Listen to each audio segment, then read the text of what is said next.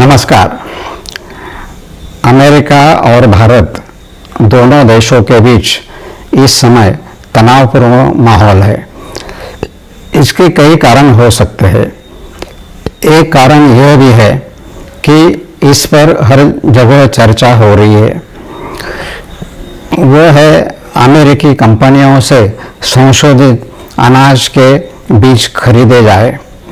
भारत ने इस समझौतों से साफ इनकार कर दिया है। इन जेनेटिक रूप से संशोधित बीजों का महत्व समझाते हुए अमेरिका ने कहा है, या अमेरिकी वैज्ञानिकों का दावा है कि इन बीजों से पैदावार में भारी वृद्धि होगी और इन बीजों से पैदा होने वाली फसल को किसी भी कीट से खतरा नहीं होगा। कीड़े उस फसल का अनाज की ओर नहीं बढ़ेंगे। इसलिए ये दोनों बातें बहुत महत्वपूर्ण है और ये चाहते हैं कि पूरी दुनिया इनका अनुसरण करे। भारत एक कृषि प्रधान देश है। भारत में कृषि इस देश का मुख्य व्यवसाय है। भोजन जीवन का एक अनिवार्य पहलू है।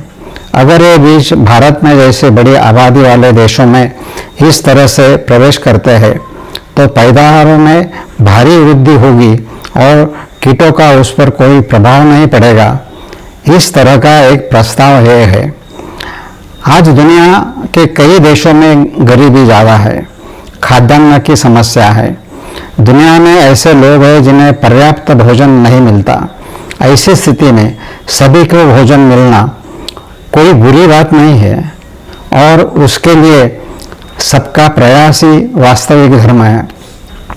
इसके पीछे यह महत्वपूर्ण गणित व्यक्त किया जा रहा है और यदि संपूर्ण विश्व इसके लिए उपरोक्त विधि का स्वीकार कर ले तो यह न केवल परमार्थ होगा बल्कि अमेरिका को व्यापार में माध्यम से अत्यधिक लाभ भी हो सकता है।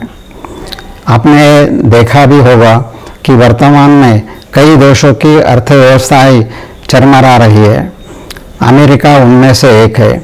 ऐसी पृष्ठभूमि में इस प्रस्ताव को न केवल भारत बल्कि विश्व को भी स्वीकार करना चाहिए। आज विश्व में अनाज उत्पादन की प्रक्रिया में कीटों की व्यापकता के कारण उनके बचाव और फसल बढ़ाने के लिए कीटनाशकों का उपयोग किया जाता है। ये प्रयोग भारत में भी बड़े पैमाने पर होता है और विश्व में भी इसका प्रयोग होता है। इसलिए यह विचार जड़ पकड़ चुका है कि कीटनाशक एक बहुत महत्वपूर्ण विषय है। उन कीटनाशकों के दुष्प्रभाव को स्वीकार किया जाता है। इस पृष्ठभूमि में इन नई किस्मों को कीटनाशकों की आवश्यकता नहीं होगी। आइए हम स्वीकार करें कि इसके पीछे एक अच्छी भावना है कि कीटनाशकों का कोई दुष्प्रभाव नहीं होगा। इन दो मुख्य बिंदुओं पर विचार करते हुए हालांकि ये प्रस्ताव पहली नज़र में अच्छा और सही लगता है, मैं आपका ध्यान इस ओर आकर्षित करना चाहूँगा कि इसका एक दूसरा पहलू भी हो सकता है और ये तय करते समय ये जांचना बेहद जरूरी है कि ये भारतीय दर्शन और आयुर्वेद जो स्वास्थ्य का विज्ञान है के अनुसार कितना बेहतर है या नहीं है। और इसलिए हम इस बेहद महत्वपूर्ण विषय पर चर्चा कर रहे हैं जिससे आज दो देशों के बीच तनाव का माहौल बन रहा है। आइए इसके पहले भाग पर नज़र डालते हैं। कहा गया है कि उत्पादन में भारी वृद्धि होगी। यह बात सच हो सकती है। यह बात मात्रा में बढ़ेगी, लेकिन यह देखना जरूरी है कि क्या यह गुणात्मक रूप से भी बढ़ेगी। इसमें सबसे महत्वपूर्ण बात यह है कि इन बीजों को हर बार नए सिरे से खरीदना होगा। आज हम मुख्यतः पिछले मौसम के बीजों को थोड़ा थोड़ा छानकर इस्तेमाल करते हैं और हम खाद्यान्न उत्पादन कर रहे हैं। नया प्रस्ताव ऐसा उत्पादन नहीं कर पाएगा क्योंकि हर बार बीज नए खरीदने होंगे, क्योंकि अगर अनाज को बीज के रूप में इस्तेमाल किया जाएगा तो फसल नहीं उगेगी। सवाल यह तक सीमित नहीं है। सभी जीवित चीज़ों में प्राणी भी आते हैं और पौधे भी। और इस जीवित चीज की विशेषताओं में एक ये है कि हर जीवित चीज खुद को पुनः उत्पन्न कर सकती है। यह इसकी अपनी विशेष लक्षण है और इस जीवित चीजों का लक्षण के रूप में पहचाना जाता है। यदि यह विशेषता किसी जीवित चीज में नहीं पाई जाती तो उनकी अगली पीढ़ी का निर्माण नहीं हो पाएगा और इसे समाज में भिन्न गुणवत्ता वाली चीज मानता है।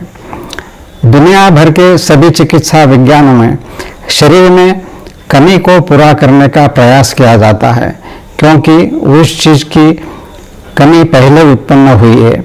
बहुत सरल शब्दों में, यदि कैल्शियम कम हो जाता है तो हम कैल्शियम युक्त दवा देते हैं। यदि मांस कम हो जाता है तो हम प्रोटीन देने की कोशिश करते हैं। हर बार नई बीज खरीदने का एक और मतलब यह है कि इससे उत्पन्न अनाज दोबारा उपयोग नहीं किया जा सकता, क्योंकि इसमें प्रजनन की क्षमता नहीं होती। इसलिए यदि हम उस अनाज को इस तरह नियमित रूप से खाते हैं तो यह निश्चित है कि समय के साथ साथ हमारी प्रजनन क्षमता भी कम होती जाएगी। इसलिए समय के साथ न केवल भारत, न केवल अमेरिका, बल्कि दुनिया के सभी देशों को नपुंसक होने की संभावना से इनकार नहीं किया जा सकता। यदि वैज्ञानिकों के गलत तर्क पर आधार पर पूरी दुनिया की मर्दानगी को बर्बाद करने का विचार इसमें बनता है तो यह बहुत हानिकारक और गंभीर मामला है। हमारे आहार का सबसे बड़ा हिस्सा बीजों के रूप में होता है। उदाहरण के लिए अगर रोटी है तो बाजरा है, ज्वार है, चावल है, ये सभी ऐसे हिस्से हैं जिनमें बीज अधिक होते हैं और यह आहार का सबसे महत्वपूर्ण हिस्सा है। बीज का वह हिस्सा जो शरीर के सभी घटकों को पोषण देने को मदद करता है। नपुंसकता की संभावना केवल उसके उस हिस्से से उत्पन्न हो सकती है जो प्रजनन नहीं कर सकता। इसका दूसरा हिस्सा, इस प्रकार के बीजों को फसलों पर कीट नहीं लगते, क्योंकि इसकी बनावट ही ऐसी है। कीड़े मकोड़े इससे दूर रहते हैं। इसलिए अगर कीड़े मकोड़े इससे दूर रहे और इसका सेवन न करें तो हम पर इसके दुष्प्रभावों की संभावना इनकार नहीं किया जा सकता। जिस प्रकार जहरीले कीटनाशकों से छिड़के हुए भोजन को खाने के बाद हमें उससे उत्पन्न होने वाली कई बुरी चीज़ों का सामना करना पड़ता है, यहाँ तक कि कैंसर जैसी चीज़ें भी। जैसे मच्छरों के लिए इस्तेमाल की जाने वाली दवाइयाँ हैं, मच्छर उनके आसपास नहीं भटकते और अगर वो भटकते भी है तो उनकी मृत्यु अवश्य होगी, चूँकि ये बहुत छोटे हैं और हम उनकी तुलना में बहुत विशालकाय है। इसलिए वे धीरे धीरे सूक्ष्म मात्रा में हमें प्रभावित करेंगे। इसे धीमा जहर कहा जा सकता है। यह बहुत खतरनाक है। इन दोनों पहलुओं पर विचार करने पर वैज्ञानिक सोच समझकर जो भी खोज करने की कोशिश करते, भले वो अपनी पहली नज़र में और तार्किक रूप से सही लगे, उसे पूर्ण नहीं कहा जा सकता। उपरोक्त से हम आसानी से देख सकते हैं कि समय के साथ मानव जाति को लाभ पहुंचाने के बजाय मानव जाति का विनाश हो जाएगा। इसका प्रभाव अन्य जीवों पर भी पड़ेगा। भारतीय दर्शन में यह अवश्य कहा गया है कि सभी जीवों के बीच मैत्री की भावना पैदा की जानी चाहिए। हमें ऐसा कुछ भी नहीं करना चाहिए जिससे बिना मित्रता के उनका कुल नष्ट हो जाए, और ऐसी ही भावना भारतीय दर्शन में व्यक्त है।